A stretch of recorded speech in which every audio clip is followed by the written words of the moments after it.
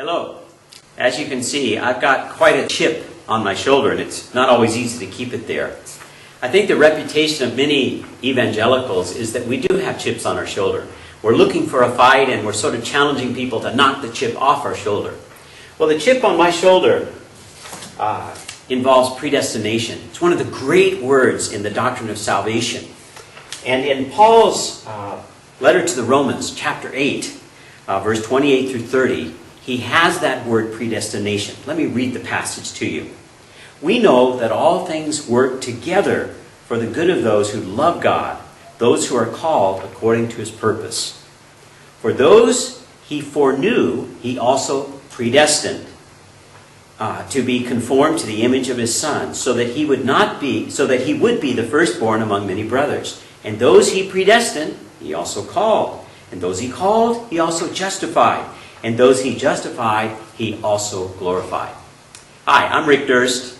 I'm a professor of theology at Golden Gate Baptist Theological Seminary, and I want to talk to you about these four great concepts with reference to salvation and God's initiative in shaping us to know and to walk with Christ.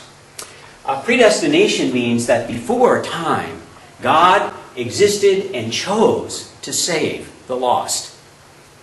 Now, do we understand predestination in terms of double predestination? That God selected and elected some to be saved and others to be lost? He chose some to be forgiven and others to be damned? Some in the Calvinist movement hold to the position of double predestination. But having heard that, those who are non-Reformed or non-Calvinists put a different chip on their shoulder. They say, did you notice in Paul's passage that he has free will, or foreknowledge, before he has the P word, predestination? Could it be then that God, being omniscient, foreknew who would be responsive to the presentation of the gospel, and those who responded positively by faith in Christ, those are the ones he predestined? Why else would Paul put foreknowledge before predestination? Now the issue really settles in, and other chips get on our shoulders.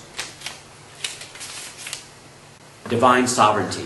That chip fits on our shoulder because God is in charge. Election means God takes the initiative in seeking us. We do talk about seeker-sensitive churches, but the real truth is we have a seeker-sensitive God, and he's sovereign. And this whole process in Paul's passage shows that God has a plan of salvation, as it were, and he works that plan. He moves from step to step in order to secure us and preserve the saints for his glory. So divine sovereignty is a very important category. But it's not less than important than the idea that God has created humanity with some sense of the ability to respond to his grace, free will. Now, is his grace resistible or irresistible? That's the issue of free will. How free are we? Martin Luther's favorite book was on the bondage of the will, where he said free will's a fiction. And Calvin would have followed in that same track. So then, how can we hold together these two great truths, divine sovereignty and free will? I'm not sure if either pure and 100% of themselves can go along, because God in some way has self-limited in order that we can be responsive. On the other side, we're in sin, and unless God takes the initiative and works graciously in our hearts, how can we respond at all? So you see, there is a paradox in salvation and the tension between these great words. And I rather think that's the reason that if we don't recognize the need for these words to work together well, to hold together free will and divine sovereignty, we end up just being people with chips on our shoulders, and that turns off the lost. Thanks so much for listening and thinking and talking about these issues.